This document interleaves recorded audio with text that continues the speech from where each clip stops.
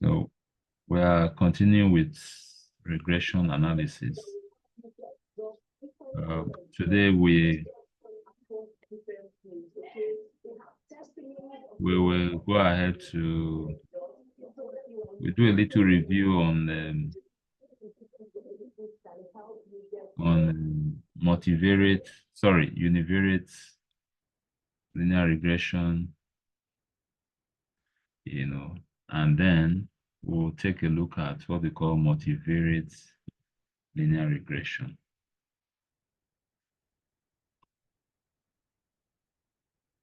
Okay, sir, if I want to ask, the one we did earlier, the regression we did earlier is a univariate regression. Okay. Yes. Univariate in the sense that we're dealing with a single independent variable.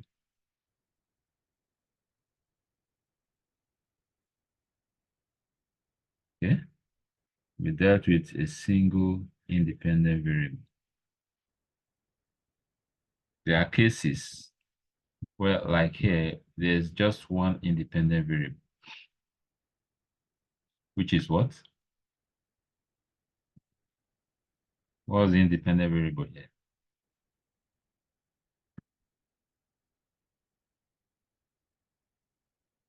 Says. I think it says, Abi. Yes, sales. But there are cases where we deal with multiple independent variables. We call such multivariate regression. Okay. This is univariate now.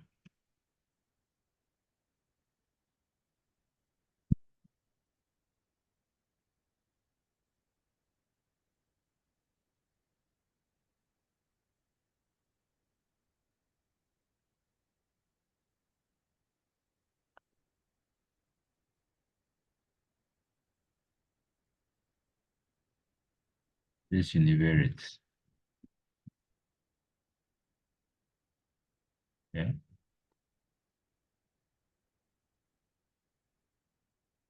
All right, so this is the assignment I gave to you. So let's just run through it.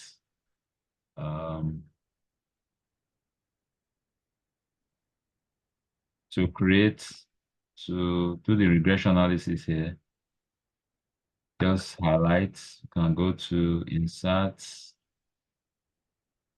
go to the chart section, select scatter plots, and then put a trend line. Okay, let's use a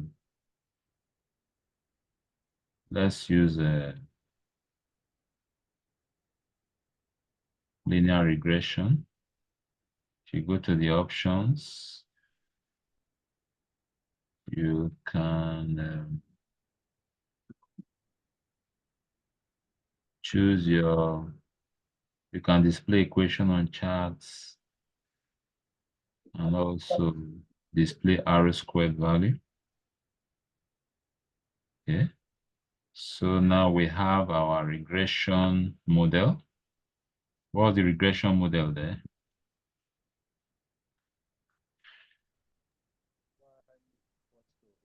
What's the regression model? So you were asked to find what sales would be if advert expenses is 2.5 million. Meanwhile, these are in millions anyway, values in millions, right? Sales in millions of naira and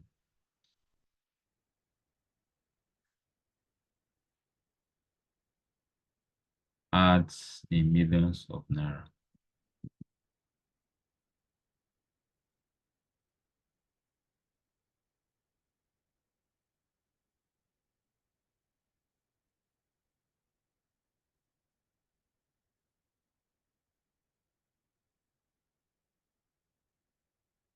Yeah, that's well known.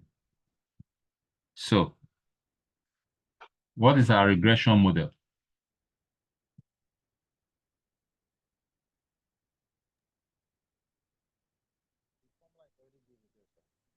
Welcome.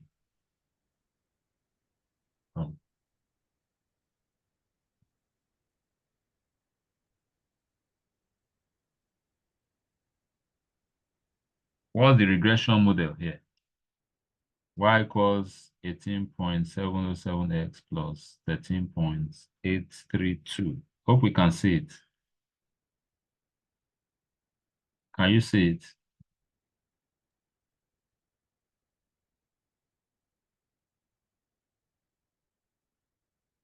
Can you see my screen, please?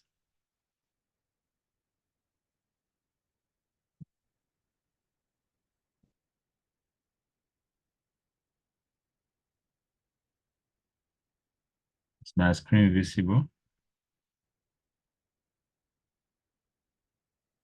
Yes. Yes, yes. Okay. So that's the value.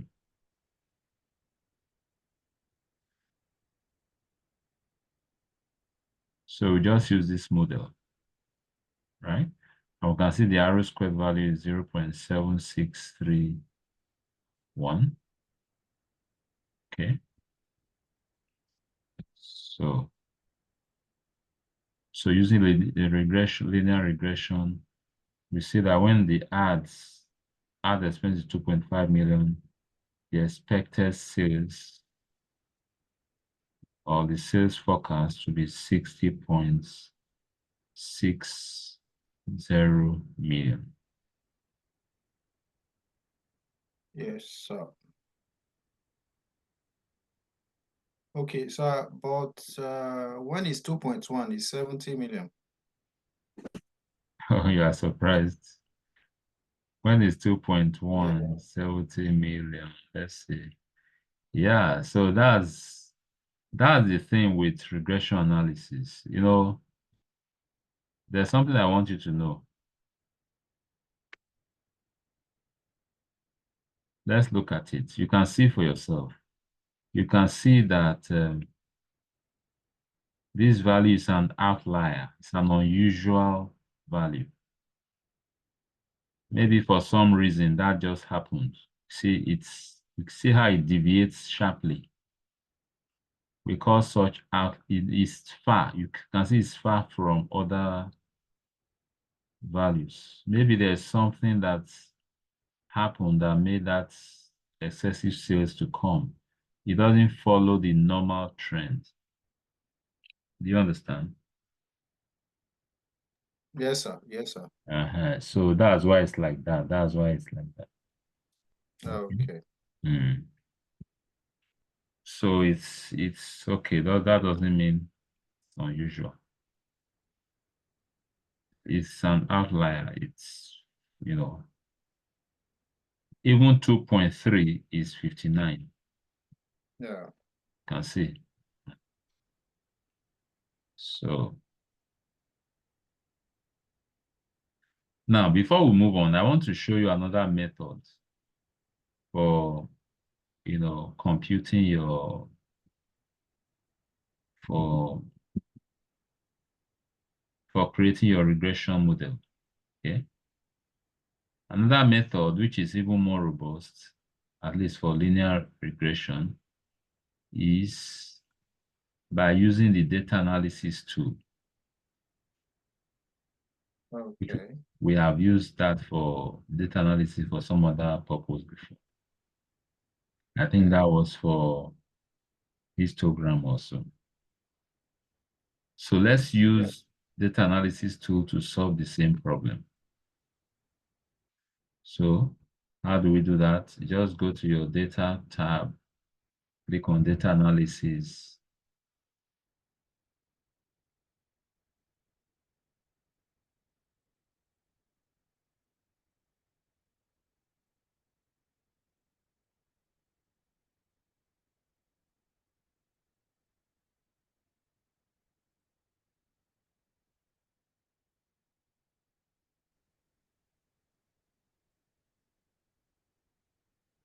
Okay, so like I said, you click on your data tab, you click on data analysis, and then just scroll to look for regression from the available tools list, regression, and then click on OK. You are used to this kind of data dialog box already. Now, in the input section, it's asking you a number of questions. One, it's asking for the input wire range, It's asking for the wire range.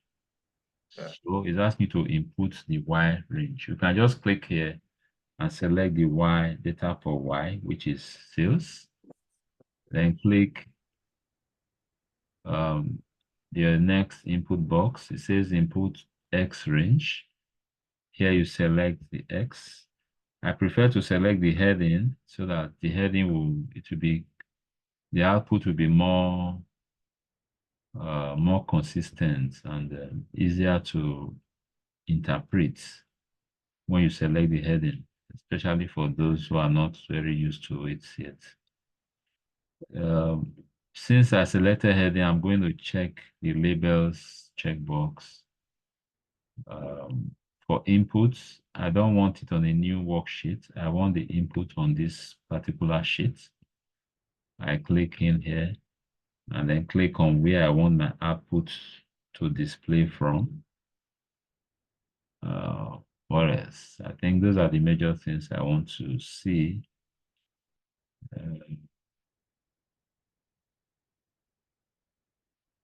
Then I click on OK. So now, see the output is giving me. First of all, the summary. Here it gives me, let me move this aside to avoid confusion.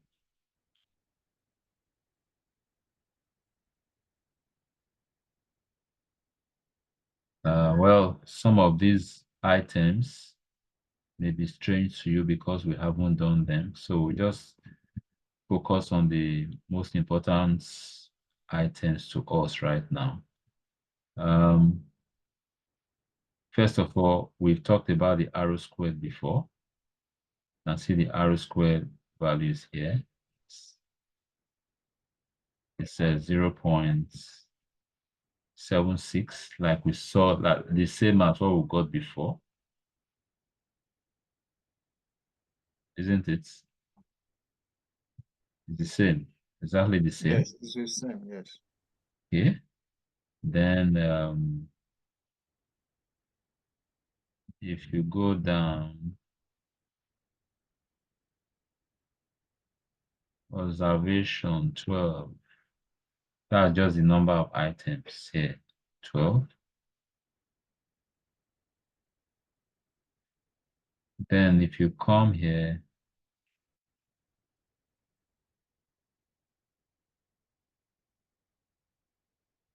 so very important to us, we have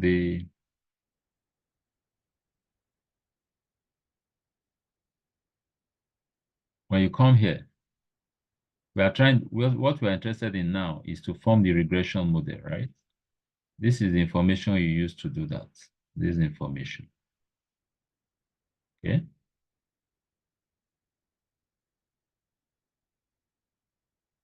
So by the time we talk, when we learn, talk about hypothesis testing further, we'll treat some of these other terms you are seeing here. We'll define many of these other things you are seeing, right? But for now, what we want to do is we want to form our regression model. And this is what we need to do that, right? Now, what this is simply telling you is that the coefficient of x is half bar, the coefficient of x is 18.7, right?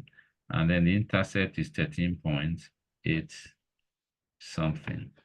And that's exactly what we got here. We got 13.8, 18.7, right? So from here, what this output is telling you that the model is y is equals 18. I'm taking this figure now, 18 70689x plus 13.83155. Compare this with what we got before. Are they the same? Let me bring Yes, it. sir, they are the same, but Okay. it's approximated. The other one is approximated Yes, but yeah, to three but significant. yes, that is only approximate. But let me copy it here so you can see side by side. So you can see that it's the same basically. Yes. Like you observe, this is approximated. So you see that you can also use your data analysis tool, which even gives you more information, right? But I don't want us to digress into many of these other things for now. We'll talk about them as we move on. For now, we are focusing on regression analysis, formulation of your model, and also using it to solve problems. Okay, so if you were to use this to solve the problem, you see it would have been the same thing and you would have gotten the same answer, which is 60 points something.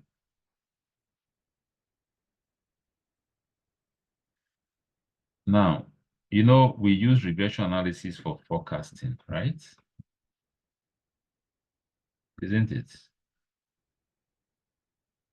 Yes, sir. Yes, sir. It's What for we are focusing. doing now is actually forecasting. Okay.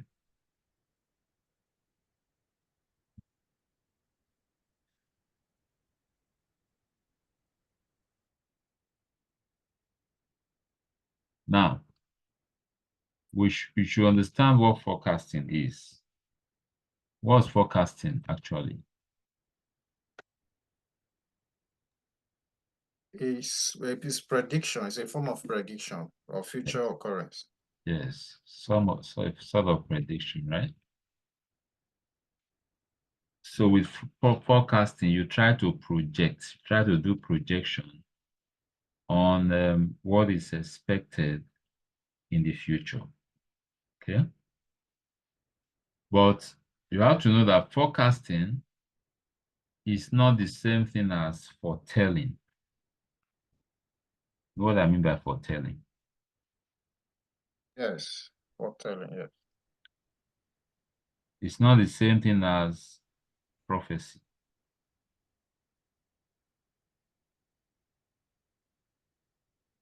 Hope my spelling of prophecy is correct. It's not the same thing as soothsaying.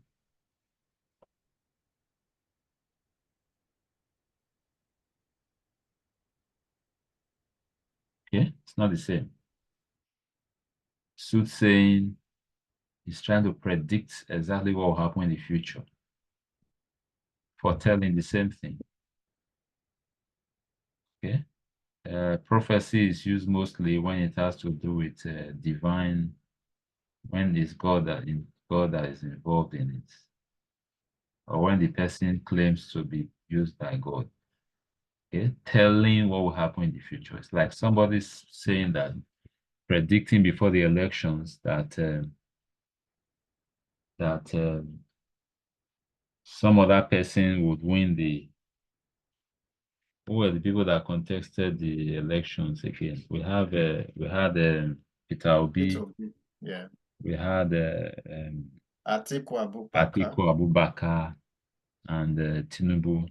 Yeah. Now, if somebody has predicted that Peter Obi will be the next president, Peter Obi will be sworn in as the next president on so and so date. Now that it didn't happen, what would people say? A false prophet. Thank you. People will say it's a false prophet, right? Yes, sir. Or people will say the prophet made a mistake. Maybe he didn't actually hear from God this time. Okay. Yes. Why? Because when you prophesy, we expect what you prophesy about to come to pass exactly the way you said it. But forecasting is not like that. Just like you observed just now. Now, we have predicted that when advert is 2.5, the sales will be 60.6. The actual may turn out not to be exactly that. Okay? It may turn out not to be exactly that figure. Maybe a little higher, maybe a little lower. But generally, when you do forecasting, it guides you, it keeps you within range. safe range. Yes. Are you following now?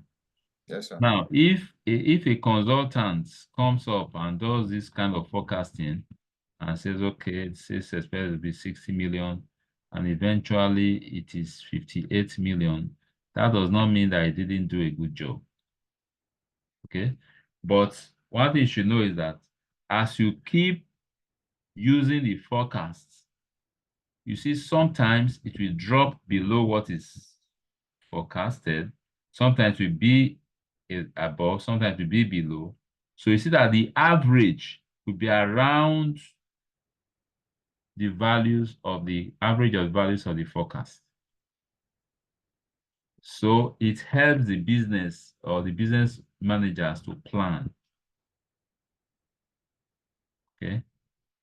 So that's the way forecasting works.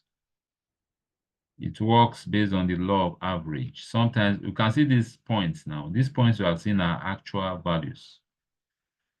You can see that none of these points actually fall at the middle of the trend line. Some are a little above, some are a little below. Okay, that's how it works. So your forecast may not be exactly, the actual may not be exactly what the forecast value is, what the forecast value is. But even at that, forecasting is very useful. Okay. So now let's look at something else. Let's look at multivariate regression analysis.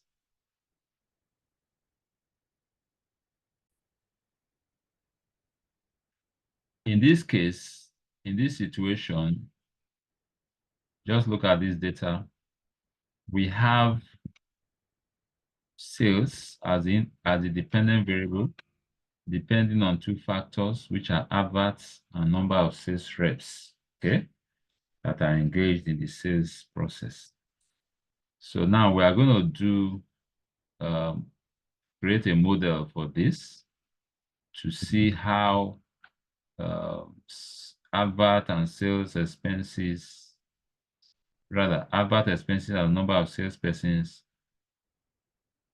combine to affect sales. Okay, let's see the relationship between sales and adverts and sales reps, number of sales reps. So we're going to use data analysis too.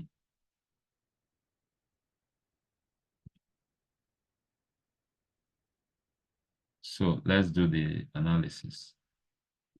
Click on data tab, data analysis, regression. Okay. For the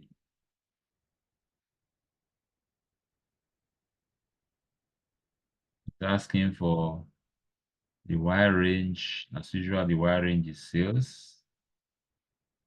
It's asking for this X range. The S range is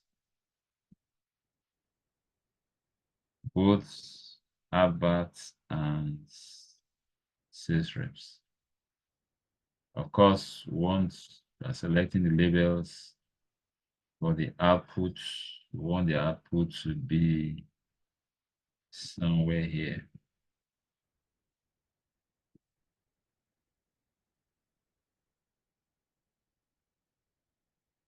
And that's about all we need. Click OK.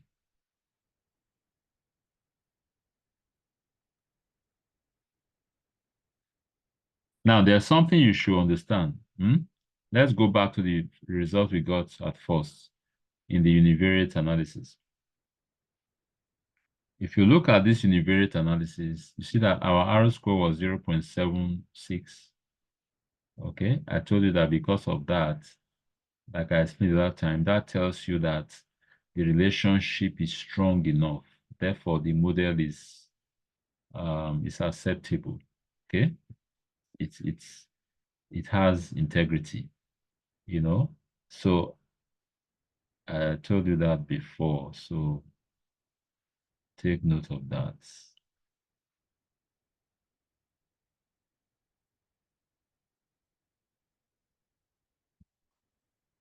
Okay. Now, if you come here, the model here, what's the model here? The model here is y, something like y is equals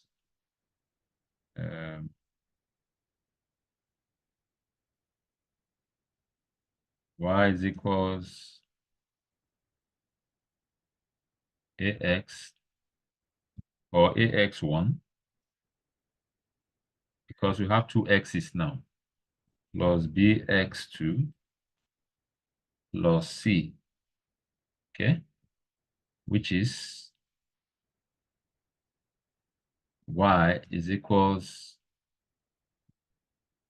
x1 is about 15.2 x1 plus 6 reps, which is 2.9 x2 plus 12.4. That's the model in this case. Hope you can see it. The intercept, the coefficient of adverts of x1 is 15.3, coefficient of 6 rep is 2.9, and then the intercept is 12.3 approximately, 4 approximately. So this is the regression model. Is it okay? Is it clear? Yes, sir. It's clear. Okay. All right. So for instance, now, if we are told to maybe predict or forecast the Okay. Please just hold on, please. Okay. So just a minute. We'll look at that shortly. We'll look at how to apply it shortly.